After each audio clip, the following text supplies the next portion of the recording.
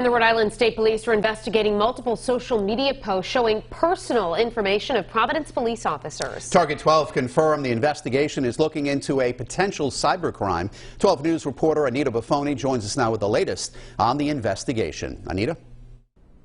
One of the online posts in question shows images and what's believed to be home addresses of Providence police officers. Another post that is part of this investigation directly threatens an officer and a member of his family with potential bodily harm. This social media post This is a message for Mayor Jorge Lorza is demanding the firing of a Providence police officer allegedly involved in the high-profile moped crash that critically injured a 24-year-old. The social media platform says it was posted 4 days ago, threatening to release home addresses unless the officer is fired. We demand Andres be fired and criminally charged. Days later, the person behind the account posted the police officer's personal information, which now has nearly 150 views. A total of 3 Providence police officers were the target of the online threats. Target 12 confirmed the investigation into potential cybercrimes with the Rhode Island State Police.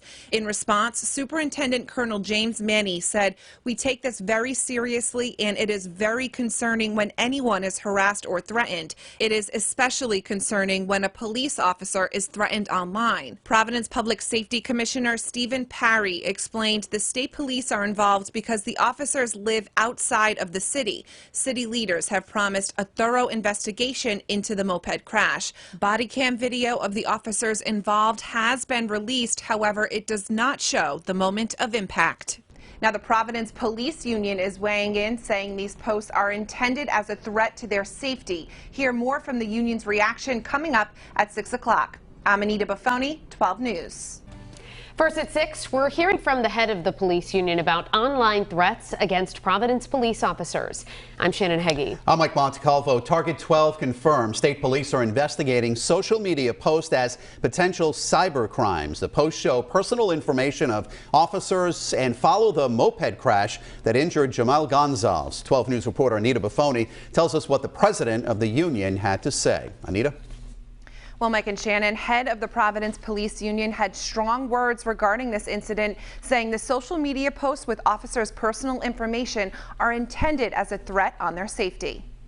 Images and home addresses of Providence police officers posted on social media are at the center of an investigation looking into potential cybercrimes. This post threatened to release the personal information of the officers unless the officer allegedly involved in the moped crash that left Jamal Gonzalez in a coma is fired. We demand Andres be fired and criminally charged. After the personal information was put on social media, the Providence Police Union said these posts shows their radical, violent, thug-like mentality they and their groups possess, adding if the roles were reversed, there would be outrage within the community, but because it's against police officers, no one cares. It doesn't matter that innocent parties, our family members, are being brought into this unnecessarily and put in danger. We're told the Rhode Island State Police are involved because the officers live outside of Providence.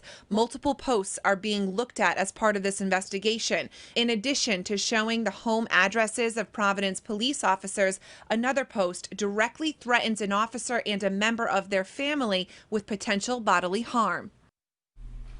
Now, the Providence Public Safety Commissioner says the State Police Fusion Center is involved in the probe. The center shares threat-related information across federal, state, and local law enforcement agencies. I'm Anita Buffoni, 12 News.